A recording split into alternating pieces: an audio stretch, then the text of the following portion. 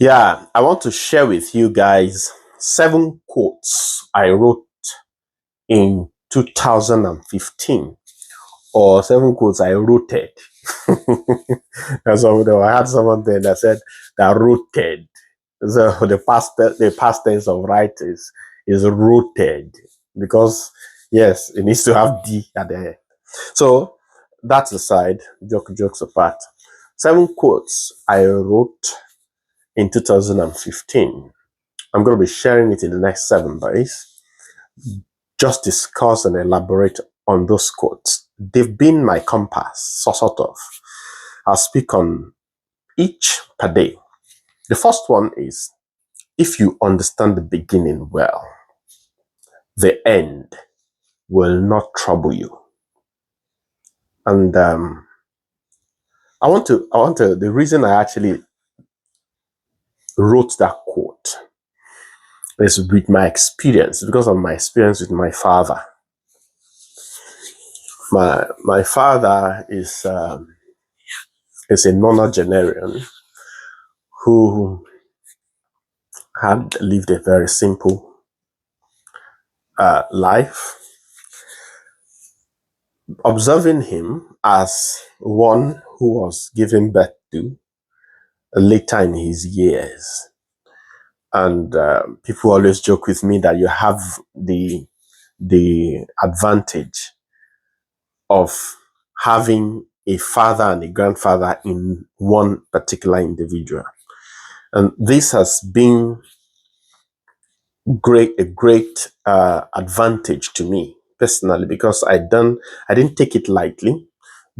Every single time I had with him, every single conversation we had with him, I take particular cognizance of his statements, and that really brings me to why I actually wrote this quote. If you understand the beginning well, the end will not trouble you. He always made me, or us, because I wasn't raised alone. I had brothers with me who we were raised together, who were age group or age mates. And what battered that quote is when he would reiterate to me that for me to understand grammar, or to understand grammar in any language, not just English now, be it Yoruba or English, you need to understand alphabet. And I could remember, alphabet is something you have learned in primary school, and you know that you've known it. But my father happened to be the first principal of the secondary school I attended, Victory High School, Ilotitun Oshoro. And when we were in GSS 1, he was our English teacher. And he came to class and started with A, B, C, D. So I can't forget that particular class that he had with us. The way he explained the English alphabet helped me understand English differently. And it also helped me understand Yoruba language differently. So that's where that quote actually came from.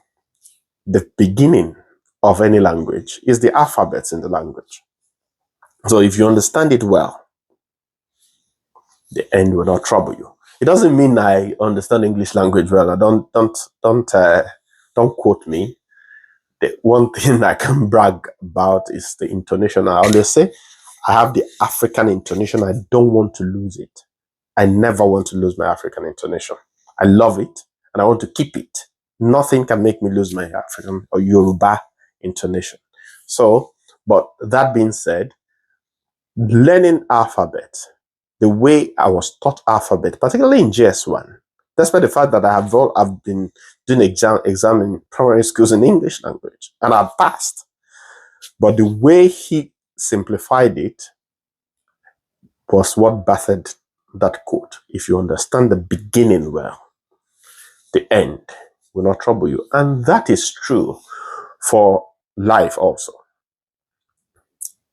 It's another way of saying, if the foundation be destroyed, what can the righteous do? That's a positive quote of that negative quote. The negative quote will be if the foundation be destroyed, what shall the righteous do? But if you understand the beginning, the foundation well, the end will not trouble you. If you want to build a house the way as you lay your bed, you lie on it. Things like that. So, what am I driving at, guys? At the beginning of life, make sure you cook yourself well.